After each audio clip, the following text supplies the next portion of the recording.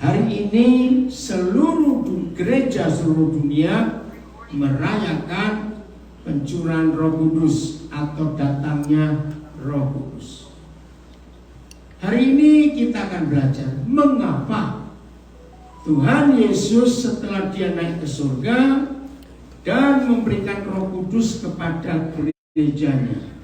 Ini yang kita harus tahu. Ya, saya ulangi lagi, mengapa setelah Tuhan Yesus naik ke surga, dia memberikan Roh Kudus kepada gereja. Pernahkah saudara bertanya begini, kenapa kok tidak Tuhan Yesus melanjutkan pelayanan sampai dia selesai? Ada yang pernah kepikir seperti itu? Tidak. Saya dulu mikir. Coba ya, logika kita. Secara logika saja. Kira-kira kalau Tuhan Yesus tetap di dunia dan gak naik ke surga, jadi sambil menunggu semuanya boleh menjawab. Ya, secara logika pernah gak saudara berpikir kan lebih baik Tuhan Yesus tetap di dunia, gak usah cari pengganti Roh Kudus. Pernah gak mikir begitu? Saya pernah mikir, betul. Ya sudah, lebih enak dia dong. Seru. Ya. Saudara perhatikan, karena logika kita akan mengatakan jauh lebih hebat kalau Tuhan Yesus sendiri, gak diwakilkan siapa-siapa. Tapi lihat ayat ini, Yohanes 13 ayat yang ke-7. Yohanes 13 ayat yang ke-7. Mengapa harus diwakilkan Roh Kudus? Kenapa enggak dia sendiri saja? Ayo kita baca sama-sama Yohanes 16 ayat 7. Oke, nah 1, 2, 3. Namun benar yang kukatakan ini kepadamu adalah lebih berguna bagi kamu, bagi kita, jika aku pergi. Sebab kalau aku tidak pergi, penghibur itu tidak akan datang kepadamu. Tetapi jikalau aku pergi, aku akan mengutus dia kepadamu. Nah, bagi saudara yang baru pertama kali tahu ayat ini, kira-kira Tuhan Yesus punya alasan nggak mengapa dia berkata, namun benar yang kukatakan ini kepadamu adalah lebih berguna bagi kamu jika aku pergi? Kira-kira ada alasan nggak? Loh, ayo jawab. Kira-kira ada alasan nggak Tuhan Yesus ngomong seperti itu? Jelas ada. Nah, untuk itulah hari ini kita belajar apa alasannya. Padahal menurut logika kita kan lebih baik dia tetap di sini. Betul? Nah, saya tanya, kira-kira kalau saudara dan saya adalah orang-orang yang hidup di zaman itu, apa motivasi kita minta Tuhan Yesus gak usah balik ke surga, tetap di dunia saja? Ayo coba jawab. Kenapa? Tetap ada mujizat. Betul. Satu lagi. Ayo, kenapa? Bisa ikut berkuasa. Bisa ikut berkuasa. Mitra rohani. Satu lagi. Nggak ada, saya jawab. Kalau ada Yesus, hampir tiap hari makan gratis. Ayo, yang suka makan usah pura-pura. Amin. Betul? Lumayan tuh gak belanja. Karena ada mujizat terus. Tapi dia berkata, namun benar yang kukatakan ini.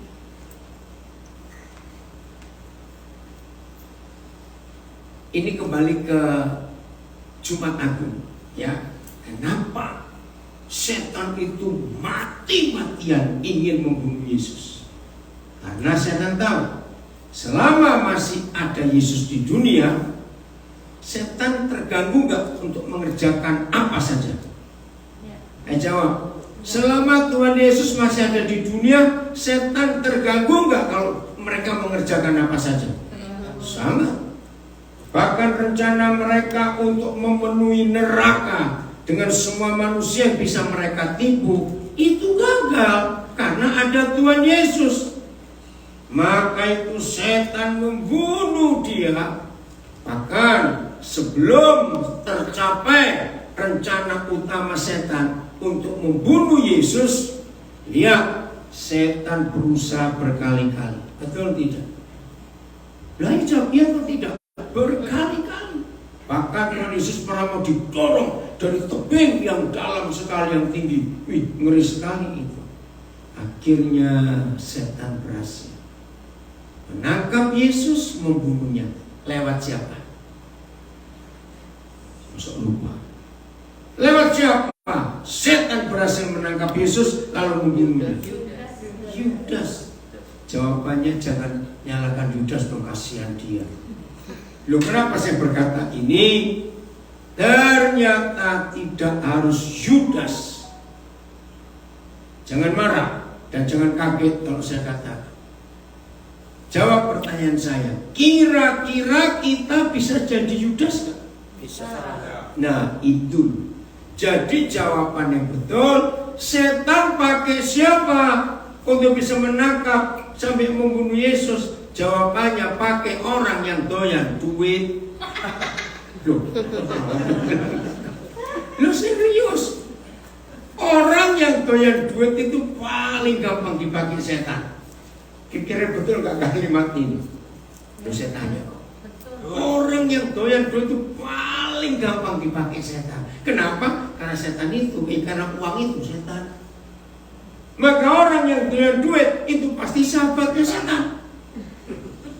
Maka itu orang yang doyan duit pasti gampang dipakai setan. Saudara, ini salah satu yang membuat saya sering marah kepada anak-anak saya. Kalau suruh cari duit nggak kenal jam, capek pun berangkat. Ayo ngaku. Betul tidak? Tapi kalau suruh, ayolah kita bersekutu, kita berdoa nyembah Tuhan. Alasannya tanggal 1 sakit gigi, tanggal 8 per minggu, tanggal 8 sakit perut, tanggal 15 sakit dengkul, tanggal 22 sakit apa lagi? Ada yang pernah begitu? Aduh, lagi janganlah. Lihat, ini fakta bahwa uang bisa mengalahkan Tuhan. Setuju kalimat ini? Uang bisa mengalahkan Tuhan. Maka itu kita harus tegas kepada diri sendiri. Kalau dia tidak kita kalahkan, yaitu si uang, pasti dia. Loh, ayo. Kalau kita nggak bisa menaklukkan uang, nggak bisa mengalahkan uang, pasti dia menguasai kita, menaklukkan kita. Kakak adik kandung bisa jadi musuh gara-gara uang, betul atau salah?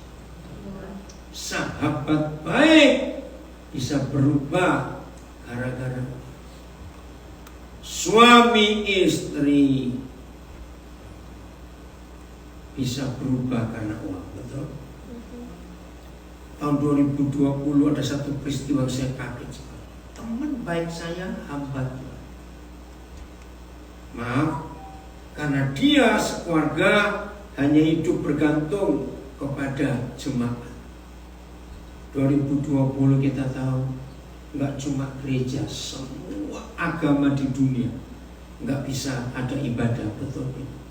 Nah, suatu hari saudara, kira-kira bulan Oktober atau November 2020, ini teman saya bilang, "Kode, tolong telepon istriku." Dia sebut namanya. Loh, kenapa? Dia maksa mau jadi TKW ke Korea Selatan. Tahu kata TKW? Tenaga kerja wanita. Hah? Loh, istri pendeta mau jadi TKW ke Korea Selatan? Bayangkan, saya betul-betul kaget karena nggak ada persembahan. Anaknya 2, mau makan apa? Saya telepon. Kalimat pertama gini, "Kode, kan nggak berdosa jadi TKW." Ya ampun, ya memang tidak, saya bilang begitu. Loh, masa jadi TKW berdosa? Ya tidak. Saya nggak mau lihat suami saya stres. karena kebutuhan anak-anak. Saudara, saya juga mikir gini, mungkin kalau saya jadi mereka, saya pun bisa punya pikiran. Bayangkan, waktu itu gereja tutup, gak boleh ada kebaktian. Puji Tuhan, saya sharing, saya berdoa, saya pakai firman. Ya saya juga bantu sih, akhirnya dia gak jadi ke Korea. Bayangkan, keluarga hamba Tuhan bisa seperti itu karena uang. Maka itu hari ini mari kita jujur pada diri kita sendiri. Saya tanya begini, ini jadi perenungan kita.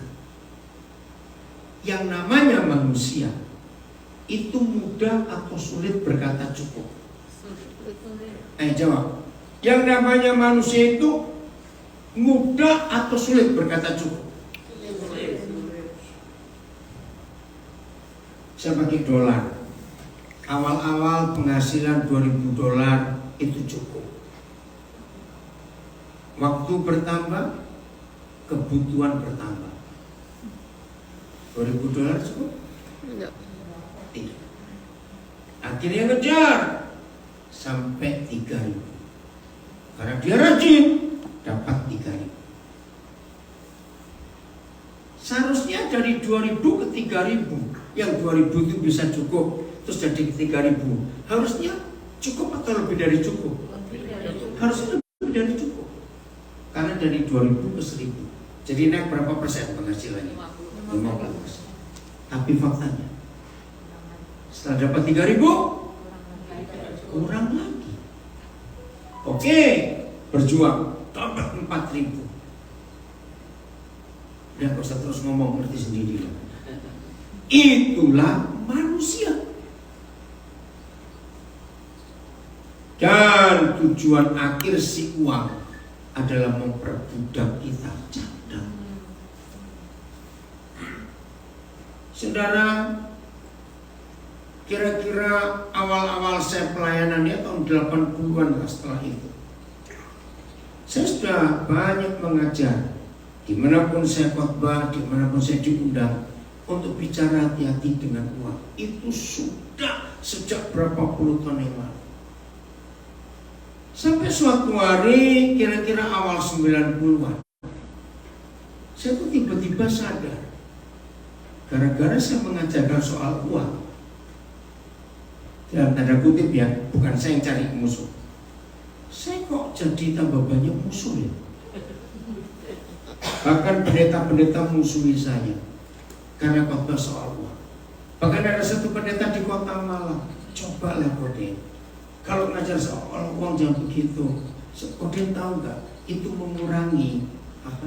Bukan income, mengurangi asap dapur keluarga. Bayangin, pendeta loh itu. Aduh, bagaimana ini? Sebegitu teman-teman pengusaha pun ya ada yang tersinggung saya khotbah soal uang. Padahal saya nggak ngotbahin mereka, saya cuma ngomong secara umum. Apalagi kalau dengar firman Tuhan Yesus, siapa yang lebih mudah masuk neraka dan lebih susah masuk surga? Kata Tuhan Yesus, orang kaya. Dan itu jangan ingin kaya, susah masuk surga. Oke. Nah, akhirnya saya berdoa, Bapak, beri saya hikmat supaya mereka itu sadar betapa jahatnya uang kalau diutamakan lebih dari Tuhan. Betul atau tidak? Selama uang itu tidak kita tempatkan di atas Tuhan, dia aman. Tapi begitu kita menempatkan uang di atas Tuhan, hati-hati. Kalau saya pakai kata, hati-hati loh, orang yang menempatkan uang di atas Tuhan, dia bisa keuangan. Enggak ngerti? Kesetanan? Oh, enggak ngerti. Lu kan setan saja ngomong begitu. Lu betul tidak? Ya udah, supaya pakai bahasa lebih halus, keuangan. Apa artinya? Setan. Karena uang terus. Wih, saya dapat hikmat yang luar biasa. Maaf, kalau ada yang pernah tahu, ada orang pernah berkata seperti seperti apa yang saya dapatkan dari Roh Kudus, beritahukan saya supaya saya nggak dianggap niru, jiplak, plagiat. Tapi sampai hari ini memang saya belum pernah ketemu. Walaupun saya belum sebanyak orang lain baca buku, tapi saya juga belum pernah ketemu ada orang nulis begini. Ini hikmat dari Roh Kudus. Yang disebut kapal perlu air nggak? Kalau kapal nggak perlu air, namanya kapal-kapalan gitu, hiasan. Jangan lagi kapal. Tahu perahu? Bedanya apa perahu dengan kapal? Perahu kecil. Tahu getek? Betul? Rakit? Nah, kapal, perahu, getek, rakit perlu air nggak? Perlu. Kalau nggak jadi hiasan. Ini hikmat Roh Kudus. Ada nggak kapal goblok? Walaupun dia perlu air, terus dia undang air masuk ke dalamnya. Ini kapal goblok. Lo jawab. Ada tidak? Cepat jawab. Yang keuangan itu dengan ini baik-baik. Nggak ada. Apa jadinya? Kalau kapal goblok undang air masuk ke dirinya. Nah, itu loh. Kenapa itu? Kita lihat 1 Timotius 6 ayat yang ke-9. Oke ya, lihat ini. Ngeri sekali. Ayo baca sama-sama supaya tidak ada yang bodoh lagi di antara kita. 1, 2, 3. Tetapi mereka yang ingin kaya, saya tambahkan satu kata, pasti. 1. Pasti apa? Terjatuh ke dalam pencobaan. 2. Pasti jatuh ke dalam jerat. 3. Pasti jatuh ke dalam berbagai nafsu yang hampa. Yang keempat, dan yang mencelakakan. Yang kelima, ini loh, yang menenggelamkan manusia ke dalam keruntuhan dan kebinasaan. Kaya tidak dosa, asal wajar, rajin.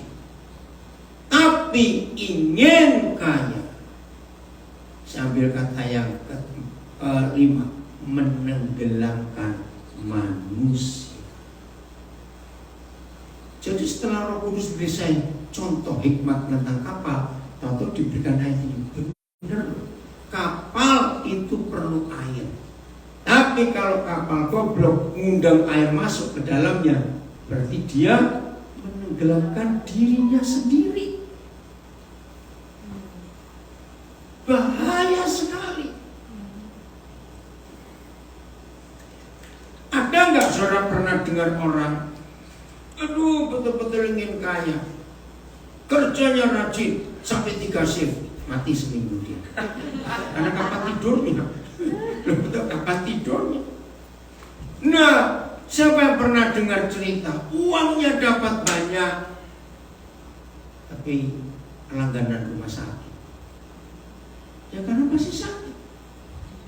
Nah, jadi setan berusaha menangkap Yesus, membunuhnya. Karena selama setan tahu Yesus masih hidup, masih di dunia, mereka selalu dihalangi. Dan akhirnya berhasil. Siapa yang dipakai oleh setan? Yang keuangan tadi jadi pakai lagi. Judas. Tapi kita pun bisa jadi Yudas kan? Bisa, karena kita juga manusia sama kayak Yudas ini.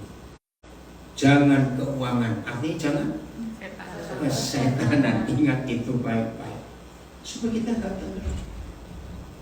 Setan berhasil nggak membunuh Yesus? Loh, jawab, setan berhasil nggak membunuh Yesus? Loh, saya tanya, berhasil nggak setan membunuh Yesus? Loh, kok ragu-ragu sih? Loh, saya tanya ini loh, berhasil nggak setan membunuh Yesus? Setan berhasil nggak membunuh Yesus? Loh, ragu-ragu. Berhasil.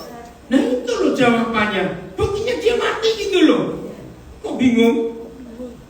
Oke, kita buka 1 Korintus 2 ayat yang ke-8. Ternyata setan nyesel setelah membunuh Yesus. Nah, penyesalan setan ini yang gak bisa tertebus nggak bisa terselamatkan. Nyeselnya sampai hari ini.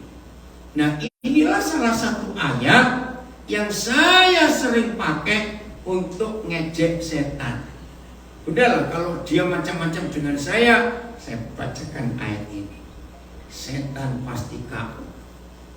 Saudara pernah dengar kata memegang kartu mati, kartu truf seseorang? Ya. Nah, ini kartu trufnya setan, kartu matinya setan. Kalau dia macam-macam, sebutkan kalimat ini. Diam dia.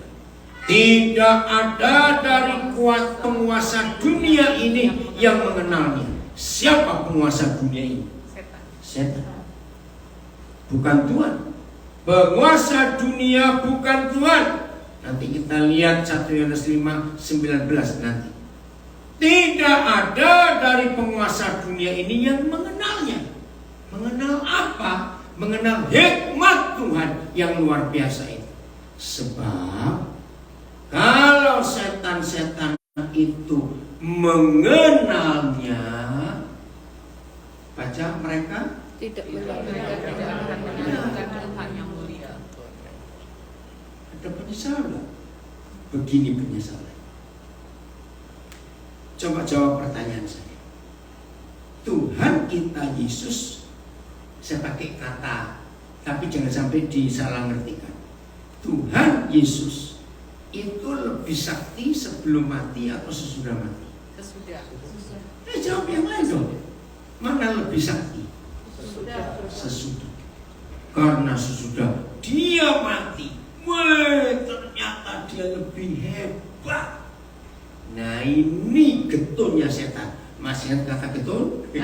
Penyesalan setan yang gak habis-habis. Jadi gini, kalau saya pakai kalimat anak-anak sekolah minggu, jadi setan itu nyesal sekali anak-anak. Karena mereka baru sadar bahwa Yesus itu jauh lebih berkuasa, jauh lebih sakti daripada sebelum dia mati. Maka setan berkata gini, anak-anak, saya tidak selalu bilang jangan marah.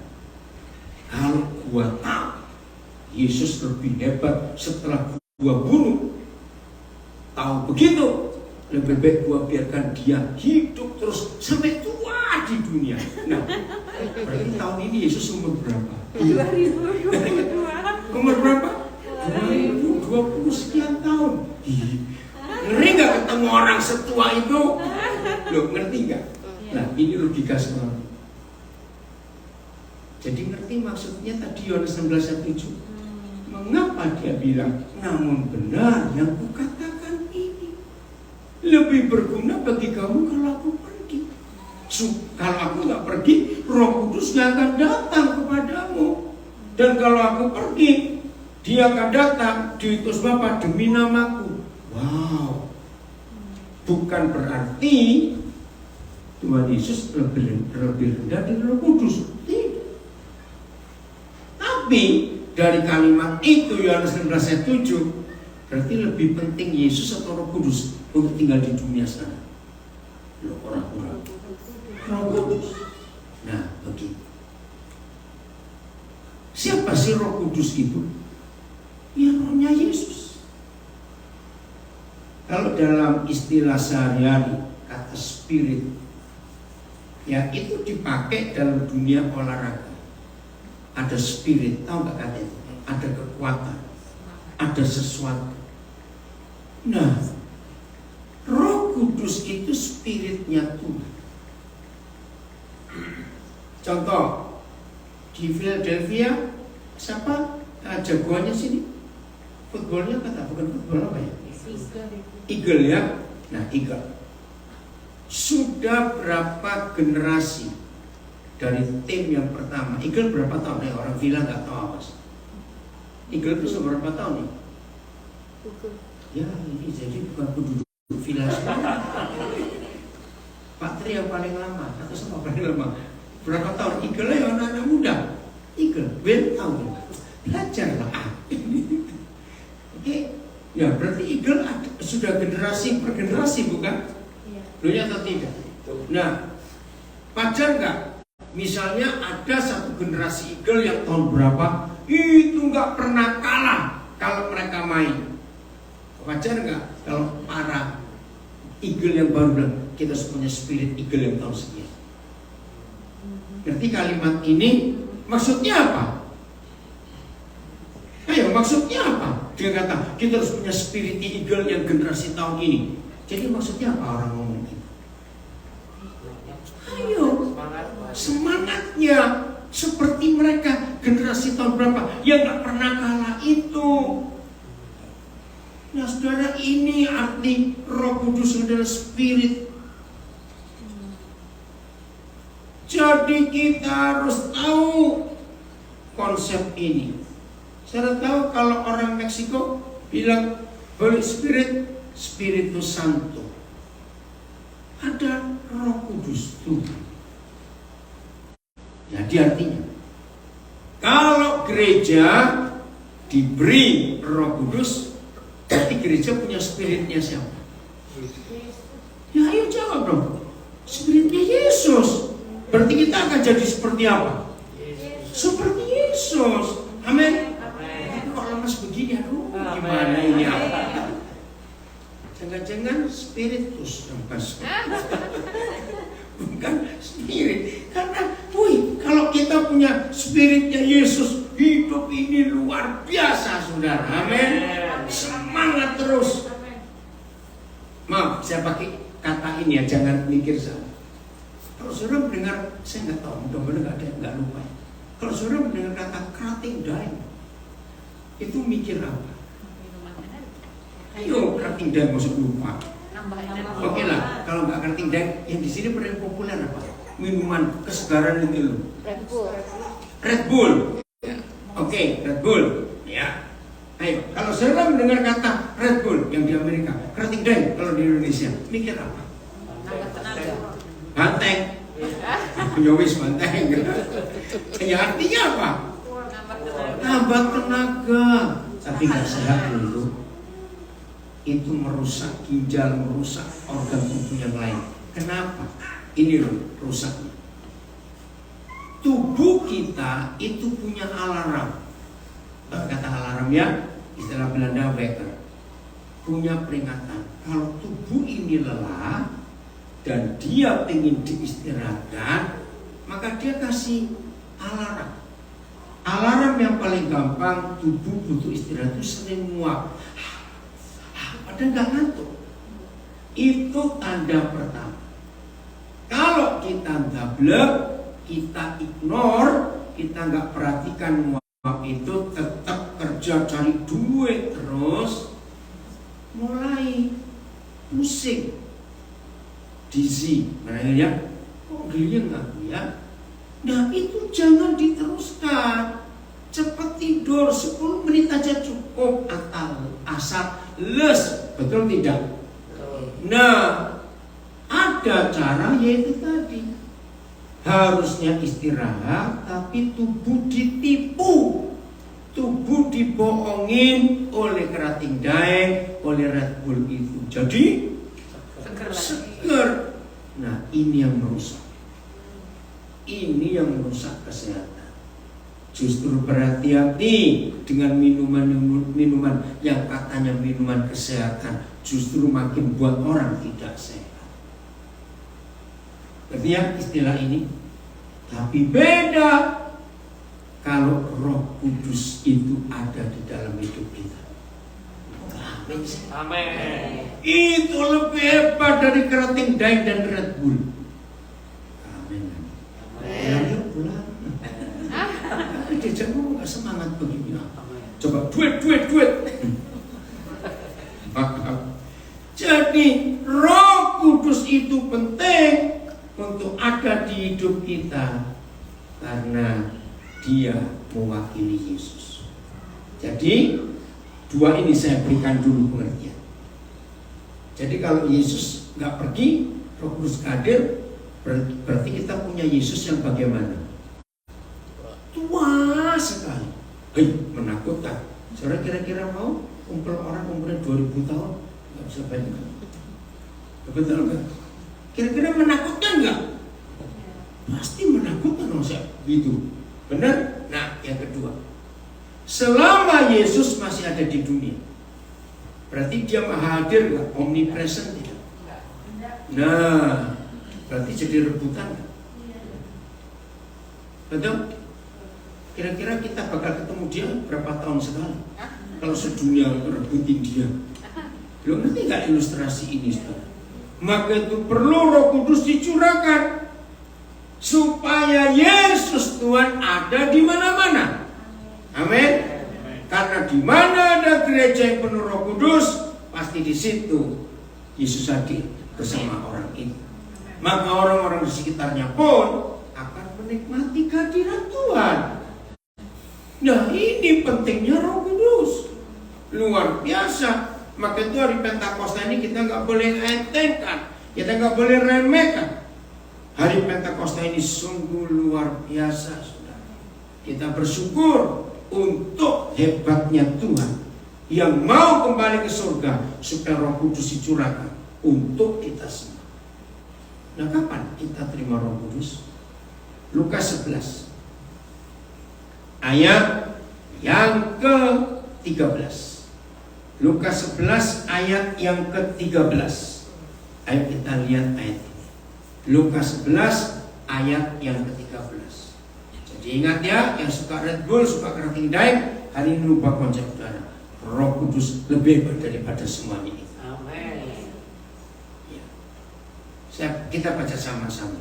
1, 2, 3. Jadi jika kamu yang jahat tahu memberi pemberian yang baik kepada anak-anakmu, apakah lagi Bapamu yang di surga, Ia akan memberikan Roh Kudus kepada mereka yang minta kepadanya. Kalau gitu gampang nggak untuk dapat Roh Kudus itu? Loh, saya tanya, gampang atau tidak? Gampang sekali. Enggak minta macam-macam, hanya minta Roh Kudus. Papa, aku perlu Roh Kudus, minta. Papa pasti beri. Jadi tidak ada anak-anak Papa di surga minta Roh Kudus nggak diberi, tidak. Kalau minta uang belum tentu diberi. Oh enggak, amin. Kenapa enggak? Kalau minta uang enggak akan diberi oleh Tuhan? Setan. Bukan, di surga itu nggak ada uang. Itu loh jawabannya. Uangnya ada di dunia sini. Jadi uang itu nggak usah diminta, nggak usah didoakan, tapi kerja pasti dapat uang. Tapi jangan lebih rajin kerja cari duit daripada cari uang. Setuju? Harus cari Tuhan lebih daripada cari uang. Nggak ada yang jadi keuangan semua itu orang. Tuh, apa tadi keuangan? Setan, hati-hati. Oke, mau lanjut atau mau pulang? Betul? Nekat ini. Saudara, betul ini yang Tuhan inginkan kita mengerti. Bahwa kita harus lebih perlu Tuhan daripada perlu uang. Harus, tidak bisa tidak. Kita lihat ayat yang berikut. Roma 11 ayat 35. Ada banyak orang Kristen, bahkan hamba Tuhan yang salah tentang uang. Saya percaya kalau rekan-rekan saya para pendeta, pengkhotbah, gembala mengerti Roma 11 ayat 35, maka di gereja gak akan khotbah tentang uang terus-terus. Tolong rekan-rekan saya para pengkhotbah, hamba Tuhan, gembala, cobalah kasihani jemaat. Dari Senin sampai Sabtu sudah utak-utik uang terus. Minggu duduk sebentar di gereja dengar uang lagi. Capek nggak? Lo capek nggak? Capek. Lihat ayat ini. Atau apa aja? 1, 2, 3.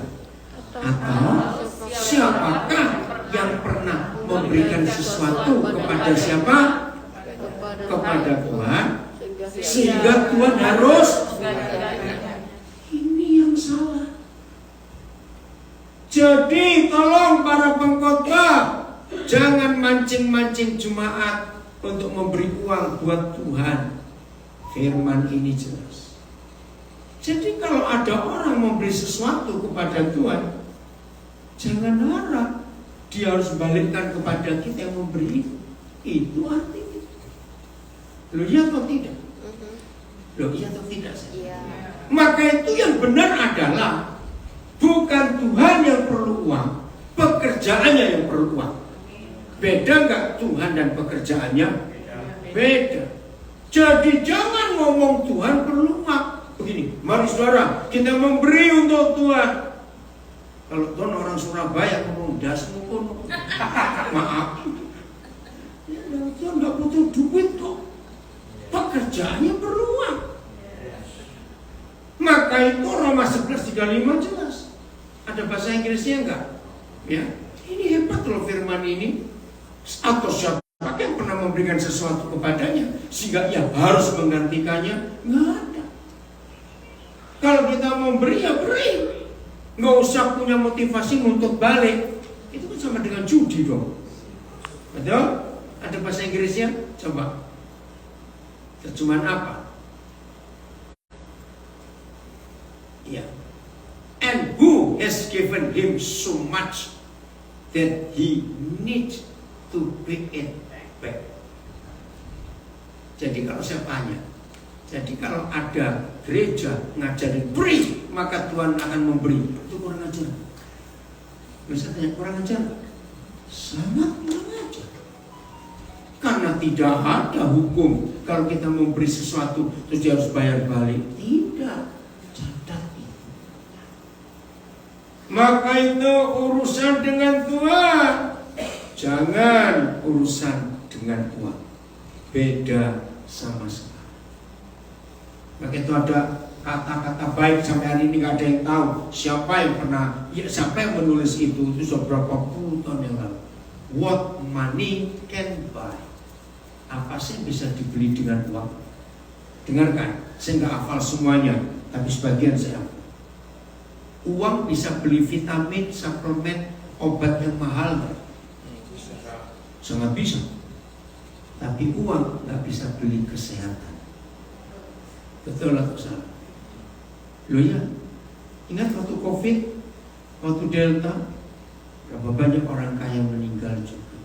Padahal uangnya banyak, nggak bisa dibeli kesehatan. Dua, uang bisa beli tempat tidur yang mahal. Saya ingat saudara, kira-kira tahun 2003-2005 itu ada orang nawari saya ranjang 37 juta. Saya pikir ranjang apa? Begini badannya, waduh begitu. Enggak, saya bilang dikasih aja enggak mau saya. 37 juta, baik. Memang itu fasilitasnya, waduh ranjang itu. Saya bilang saya ini di tikar aja tidur, apalagi cuma 30 juta. Saya tanya, uang bisa membeli tempat tidur yang mahal? Uang bisa membeli tidur? Lah jawab, uang bisa beli tidur? Nggak bisa. Maaf. Walaupun makan obat-obat apa itu yang dijual banyak di sini, yang obat-obat bisa tidur? Melatonin. Saya dulu nggak ngerti barang itu. Ada orang yang baik kepada saya. Oh dia ngasih naik pesawat, iya. Saya kasih ini ya, itu melatonin. Saya bilang, apa melatonin itu? Saya nggak pernah tahu. Ternyata itu obat. Enggak, saya nggak mau. Karena saya itu gampang tidur. Dikasih itu malah nggak tangi-tangi. Saya enggak. Melatonin. Wih, ada berapa orang titip saya bilang, enggak. Saya tidak akan memberikan walaupun saya punya uang. Karena itu jadi jahat, orang jadi kecanduan. Tidur itu karena anugerah. Amin. Karena kasih Tuhan. Karena damai dari Dia. Betul atau tidak? Itu tidur. Luar biasa. Contoh, besok saya harus balik ke Jakarta. Nyampe tanggal 8. Tanggal 9 pagi saya sudah ngajar di Kopek. sampai hari Sabtu siang. Sabtu malam saya pulang ke Papua. Ya, tanggal 12 pagi saya tiba hari Minggu di Manokwari, saya langsung khotbah. Lalu Senin tanggal 13 saya ke pedalaman. Ada guru-guru baru kami yang datang yang untuk masuk pelajaran baru. 2 hari di sana sampai Selasa, Rabu saya ke Nabire. Langsung ada acara pelantikan kepala sekolah baru, ada pembekalan guru-guru baru semuanya. Nah, tanggal 20 saya meninggalkan Nabire, itu hari Selasa saya ke Sumatera. Keliling Sumatera lagi. Tanggal 25 saya kembali ke Semarang, karena tanggal 26 saya akan memberkati pernikahan. Aduh, ini pernikahan yang unik sekali. Awal Covid, anak saya itu wakil gembala di kota Kudus. Ya. Nah, nggak ngerti. Jadi mereka makin gencar berdoa. Ruangan doa kan biasanya pakai AC. Ya ampun. Hari itu 18 orang yang berdoa karena awal Covid nggak ngerti. 16-nya langsung ambruk masuk rumah sakit. Nah, pemimpin doanya itu wakil gembala itu anak orang saya meninggal 3 hari kemudian. Nah, ini istrinya ternyata dapat gembala orang Jepara yang istri gembala ini meninggal karena Covid juga. Jadi lucu sekali. Saya memberkati pernikahan mereka hari Senin tanggal 26 Juni. Nah, saya tiba di Semarang dulu untuk khotbah hari Minggu. Seru enggak? 27 saya balik ke Sumatera lagi. Mau ikut? Mau ikut? Kira-kira saudara mendengar jadwal saya seperti ini bagaimana? Capek dulu. Capek? Enggak, saya enggak capek. Tadi aja waktu kami ke Cherry Hill beli kacamata titipan anak saya itu, oh Pak Indonesia ya. Terus kapan kamu besok? Nah, saya tuh ngomongnya enteng aja. Besok kamu berapa jam sih ke Indonesia? Saya cuma ngomong, saya naik Singapore Airlines dari New York itu darat ke Singapura. Dia bilang, itu jauh. Saya ini maksimal naik pesawat itu 4 jam, sudah stres saya bilang. Dia bilang begitu. Oh ya, kemana saya lupa saya nyebutkan. Terus kamu itu berapa jam dari New York ke Singapura? Kalau lihat jadwal 18 jam 40 menit. Hah, katanya. Aku mungkin bisa mati. Dia nggak bisa bayangkan orang Amerika loh, saudara. Ini udah saya nggak cerita yang lain sama dia, tambah pusing dia tuh nanti. Kalau begitu dia bilang, ini mungkin the longest flight. Saya bilang mungkin juga. Terus saya cerita, tapi ada Qantas itu tahun 2000 berapa Sydney London direct. Bisa bayangkan itu, mungkin itu the longest flight. Ya, jadi kalau cuma New York Singapura, ya masih 3/4-nya lah ya. Oke, saya lanjutkan. Jadi saya ini gampang tidur karena anugerah Tuhan. Lanjut. Orang bisa beli buku-buku yang mahal nggak? Bisa. Tapi kepandaian nggak bisa dibeli. Kok nggak amin? Betul? Uang bisa beli alat-alat entertain. Mau cari yang canggih-canggih. Ya sekarang ini, nggak tahu berapa ribu dolar itu alat-alat entertain. Pertanyaan berikut, apakah uang bisa beli bahagia dan sukacita? Maka itu kalimat ini, tulisan ini bagus. What money can buy. Nggak ada. Uang hanya bisa dibeli sebatas ya halal dunia, tapi di luar itu sudah nggak bisa. Maka itu hati-hati dengan uang. Yang menyalibkan Tuhan Yesus itu bukan hanya Yudas, tapi kita pun ingat tahu keuangan bisa menyalibkan Tuhan lagi. Betul tidak? Maka itu harus hati-hati. Kita lihat ayat Yohanes 13 ayat 31. Apa yang terjadi kalau Yudas tidak pergi? Ya, Yohanes 13 ayat 31. Terima kasih Bapak, dari Pentakosta ini kami menerima Roh Kudus yang Tuhan janjikan. Ya, Joko gak ada yang ngerti. Terima kasih dengan Bapa di surga memberi Roh Kudus kepada kita. Yohanes 13 ayat 31. Yohanes 13 ayat 31. Ada masalah? Oh, baca sama-sama. 1, 2, 3. Sesudah siapa yang pergi? Yudas pergi. Tunggu dulu ya. Jangan cuma ingat Yudas. Karena kita pun bisa jadi Yudas. Berkatalah Yesus. 1, 2, 3. Sekarang Anak manusia dipermuliakan. dipermuliakan dan Tuhan dipermuliakan di di dalam dalam. dia. Saya pertama dapat ini saya shock dengan berarti selama masih ada Yudas, Tuhan Yesus bisa dipermuliakan tidak? Tidak. Ngeri. Maaf, 90 sekian persen gereja terpecah belah pasti karena uang. Betul atau tidak?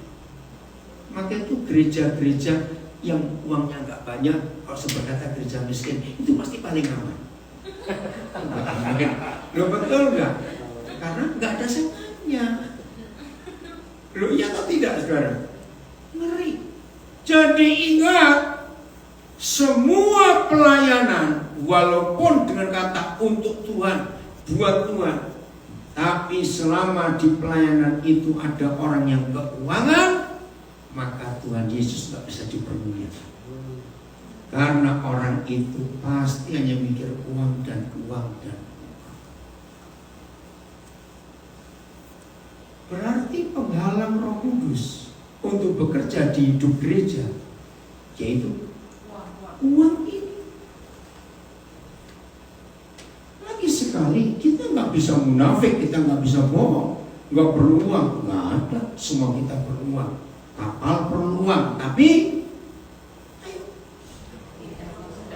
nggak ada kapal goblok yang ngundang air masuk, nggak bisa. Nah inilah prinsip hidup dalam hidup kita. Kita perlu. Satu kali ini orang Singapura, saya betul-betul terimpresi. Apa sih arti kata sibuk?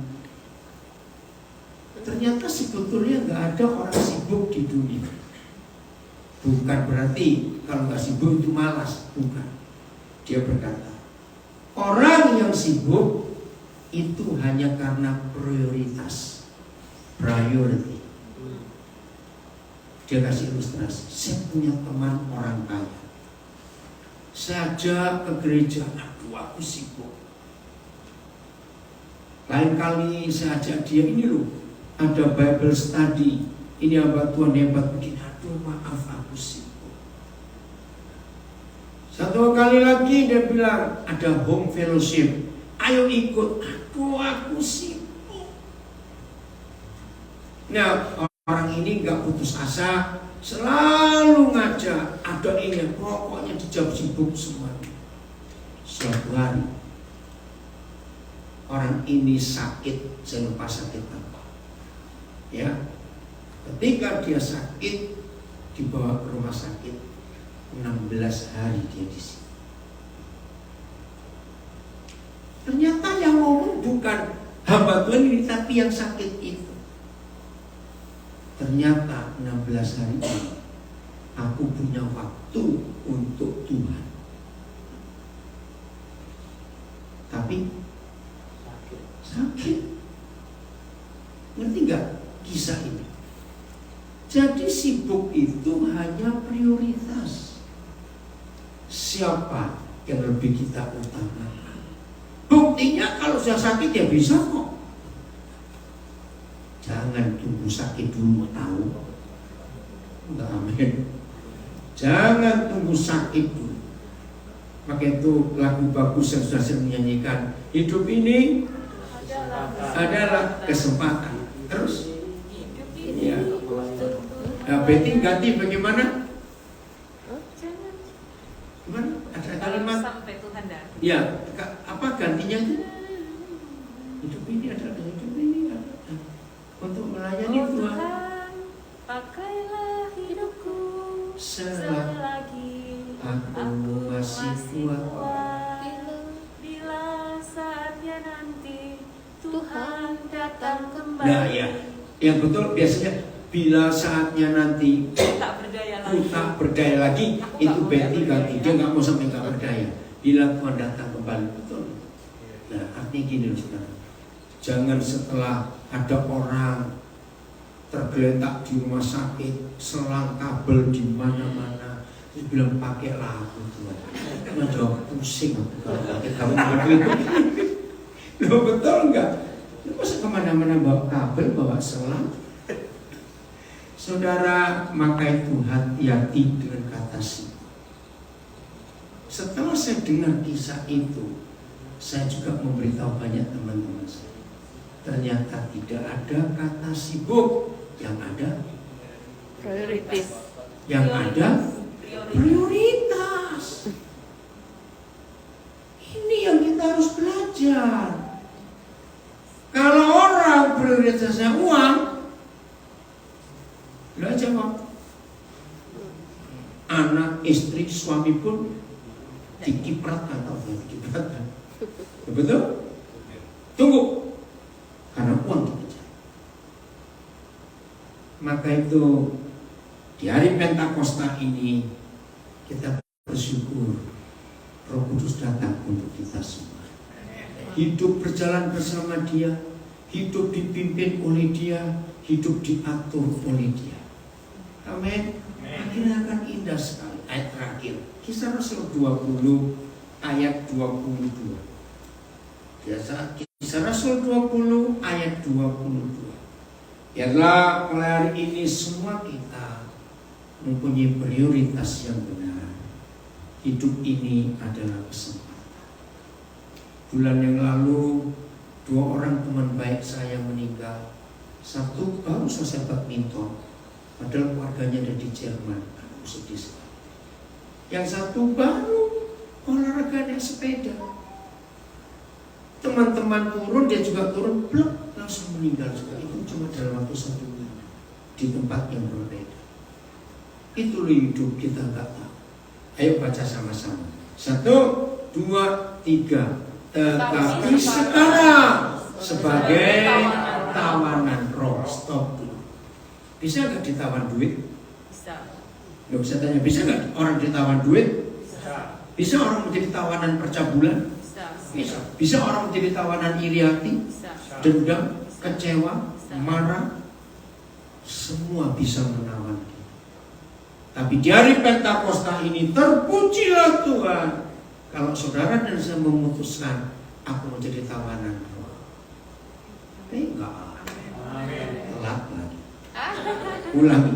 Saudara putuskan hari ini mau jadi tawanan siapa? Berbahagialah kita, diberkatilah Tuhan kalau semua kita mau menjadi tawanan roh. Amin.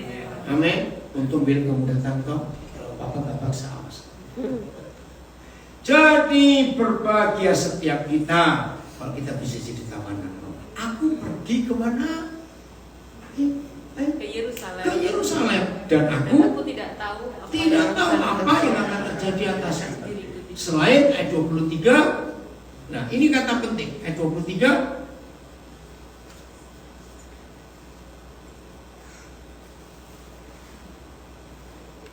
Ayat 23. Selain daripada yang dinyatakan Roh Kudus. Apa arti kata selain itu? Ya, apa arti kata selain? Gak ada pilihan. Gak ada pilihan. Aku gak mau ditawan oleh siapa-siapa selain Roh Kudus. Kalau di hari Pentakosta ini keputusan kita adalah hanya mau ditawan oleh Roh Kudus. Hidup ini luar biasa. Hidup ini pasti penuh kemenangan. Hidup ini pasti sehat. Hidup ini pasti bahagia. Kalau saudara dan saya menjadi tawanan. Aku, ya selain daripada yang dinyatakan Roh Kudus dari kota ke kota kepadaku, bahwa apa dan apa? Dibaca. Penjara dan sengsara menunggu aku. Paulus enggak melawan, ikuti saja walaupun dia tahu hasilnya enggak enak. Jadi siap hidup berjalan bergaul dipimpin Roh Kudus mulai ini. Apa saja diatur oleh Roh Kudus, maka hidup ini luar biasa. Selamat dari Pentakosta, dan gak cuma kita rayakan, tapi kita alami kuasa Roh Kudus di dalam hidup kita. Tuhan memberkati kita semuanya. Tepuk tangan buat Roh Kudus yang setia menolong kita, membimbing, melindungi, mengurapi kita. Haleluya.